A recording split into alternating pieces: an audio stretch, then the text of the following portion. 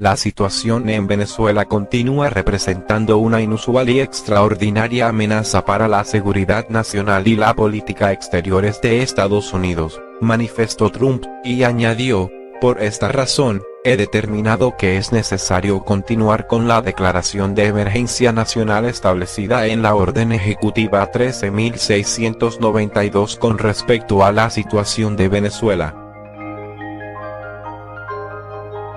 El 28 de enero, el Departamento del Tesoro de Estados Unidos impuso sanciones a PDVSA S.A. que implican el congelamiento de $7.000 millones y el bloqueo de todos los pagos que hagan empresas estadounidenses que compren petróleo venezolano.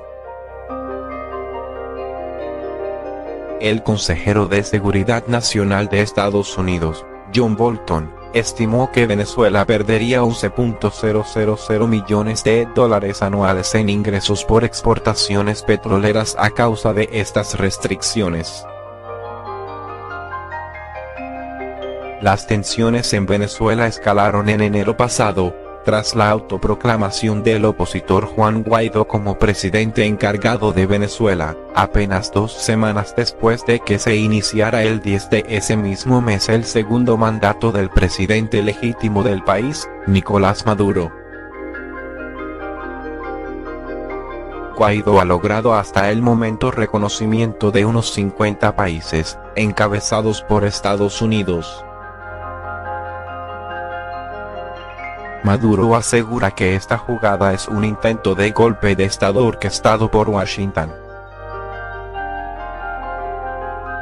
Bill Braniff, investigador de la Universidad de Maryland, concibe la radicalización como la aceptación de la violencia como algo necesario para el progreso de un objetivo ideológico. Una estrategia que aplican ciertos liderazgos políticos para reclutar adeptos y para encauzarlos hacia un tipo de acción particularmente agresiva. Para Braniff es importante acotar que estos elementos no funcionan de manera lineal, ni son determinísticos. Sin embargo, la presencia o combinación de algunos factores son suficientes para llevar a un individuo común y corriente a radicalizarse. Braniff resume así el proceso. Protestas antigubernamentales en Caracas, Venezuela. Derechos de autor AP foto Fernando Llano. Habrá violencia. Hipótesis sobre la guerra civil molecular en Venezuela. Creo que la creencia generalizada sobre cómo se produce la radicalización es que empieza con un resentimiento. Un individuo se siente agraviado personalmente o está molesto en relación con la situación de su comunidad. Creen que su comunidad está siendo perseguida. Esto les abre una brecha cognitiva, están buscando respuestas y aparece una ideología militante y proporciona todas esas respuestas. Les dice por qué ellos y su comunidad están siendo perseguidos, quién es el responsable de esa persecución y qué necesita hacer esa persona para afrontar la persecución. Y, así, esa persona socializa. En el caso venezolano, el resentimiento, que es un estado emocional que surge de alguna clase de desigualdad o injusticia que debe ser corregida. Consideremos el deterioro de la situación económica o la prestación deficiente de algún servicio público, abre en el ciudadano una brecha cognitiva, esto es la posibilidad de que pueda ser influenciable por una fuerza externa a él. Dicha brecha, según Braniff y los estudios de contraterrorismo, es llenada por una ideología que juega a modo de brújula moral y cognitiva. Le proporciona al individuo un conjunto de ideas que le permiten definir el estado de cosas y le plantean una solución. Por último, se da un paso hacia la movilización, es decir, hacia una toma de posición material. Ya sea desde escribir un mensaje agresivo en redes sociales hasta participar en desórdenes públicos. No solo se debe pensar en las ideas sino que éstas además deben concretarse. Para Braniff, resulta muy importante destacar la ideología como un factor altamente explicativo del por qué los seres humanos toman el camino de la violencia. Desde su punto de vista, la ideología como sistema bien articulado de ideas, ayuda a interpretar el descontento social y la realidad en términos amplios. Le brinda al individuo una vía rápida para asignar culpas, mostrándole que está mal y que debería cambiar, pero sobre todo le dicta qué puede hacer para llevar el mundo desde su estado actual hacia su deber ser. En resumen, le permite 4 operaciones básicas: simplificar la realidad, adquirir un sentido de urgencia, lo dota de un deseo de cambiar o resistir al cambio y por último, le permite un conocimiento que cree es exclusivo y definitivo. La ideología puede ayudar a polarizar la sociedad, a crear una mentalidad de nosotros contra ellos, o de pertenencia o exclusión del grupo. Y eso puede ayudar al reclutamiento y la radicalización. Puede también ayudar a la movilización de recursos para una organización terrorista que busque el progreso de esa ideología.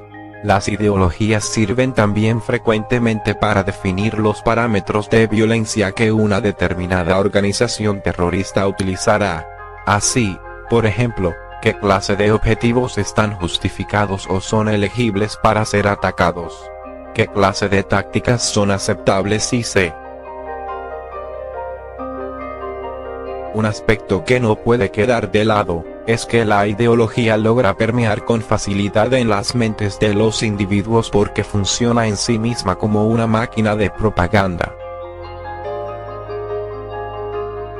Las imágenes que se usan para distinguir la causa, la música, los símbolos o las palabras, todo es un vehículo para canalizar y activar emociones en quienes serán no solo los receptores de dicha ideología, sino también sus defensores más férreos y la vanguardia en las acciones que se les ordene ejecutar.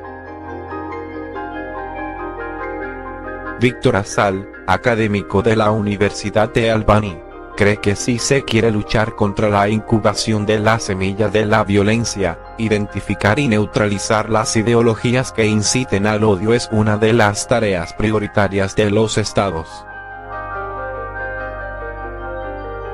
Creemos que la razón para esto es que cuando tienes un determinado tipo de ideología, eres capaz de pensar sobre la gente de un modo diferente. Así que hay ideologías que te permiten discriminar a los demás como los otros. Si yo veo el mundo, si mi ideología me permite ver el mundo dividido entre mi lado y el tuyo. Mi lado es el bueno, el tuyo es perverso. Entonces, seguramente, lo que va a ocurrir es que si tú eres perverso, es mucho más fácil matarte. Sin embargo, la ideología no explica toda la complejidad del por qué se genera una respuesta violenta, ni tampoco cómo es posible que se capte a individuos de las más distintas edades y clases sociales para sumarlos a las filas de una organización política o social que se apoya en la discriminación y el odio como forma de conseguir sus fines. Para ello, debemos ahondar en una fuerza motivacional muy poderosa, estudiada por Arie Kruglanski, profesor de psicología de la Universidad de Maryland, y conocida como la búsqueda de significación. Esta es definida como una motivación humana de primer orden. Y es una motivación para ser alguien, para importar, para tener estatus, para tener reconocimiento, para destacar y despertar veneración en la gente que se respeta, en otras palabras, ser respetado. ¿Cómo se activa esta motivación? No tenemos esta motivación a todas horas. En ciertas condiciones sentimos esta motivación y este deseo de ser alguien, esta búsqueda de significación en mayor medida que en otras condiciones. Y una condición particularmente fuerte aparece cuando se pierde la autoestima, cuando se es humillado, sea por los fracasos personales. Kruglanski Llegó a esta conclusión luego de entrevistar a cientos de terroristas alrededor del mundo, y de consternarse por la pregunta de qué lleva a una persona normal, sin una patología psíquica de gravedad considerable, a anular su instinto básico de autopreservación en virtud de alcanzar los objetivos asignados, a una costa de su propia vida. La declaración de unos de sus entrevistados es determinante. Como antropólogo, me veo particularmente propenso a unir esta búsqueda de significación, a la campaña brutal de sometimiento psíquico, de tortura psicológica que ha aplicado Estados Unidos contra Venezuela. Uno de los vértices más potentes tiene que ver con la imagen de un país que es considerado una enfermedad. La inoculación de la idea de vergüenza por hablar de la patria, por defender la soberanía del país. La desvalorización de la identidad y los valores nacionales, a través de una brutal y continuada campaña de desarraigo dirigida a los jóvenes, especialmente, los hace vulnerables a permitir que la brecha cognitiva aparezca y por allí se infiltre la creencia de que solo destruyendo el país a través de una invasión militar, es la única posibilidad de salvarlo. Pero dejemos que Kruglanski lo explique. La fórmula consiste en que si se une la búsqueda de significación a una ideología, a un conjunto de creencias que te dice que la forma de recuperar la autoestima es combatiendo al enemigo mediante el terrorismo, mediante la violencia, causándole daño, hiriendo a tus enemigos, de ese modo vas a equilibrar el terreno de juego. Ellos te han hecho daño. Tú vas a hacerles daños a ellos. La necesidad de recomponer el tejido social, viene a ser una tarea de primer orden en Venezuela. Las preguntas que inevitablemente surgen son, ¿es posible desradicalizar a las personas, ayudarlas a abandonar la ruta que los lleva a través de la violencia, la destrucción y la autodestrucción? En un primer momento, es necesario diferenciar dos conceptos, el de desradicalización y la desvinculación.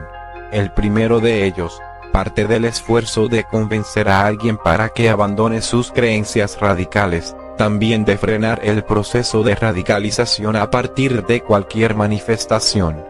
Por otro lado, la desvinculación, investigada por el académico de la Universidad de Massachusetts, John Organ, parte de la idea de que mucha gente nunca abandona en realidad las creencias o la visión del mundo que han adquirido.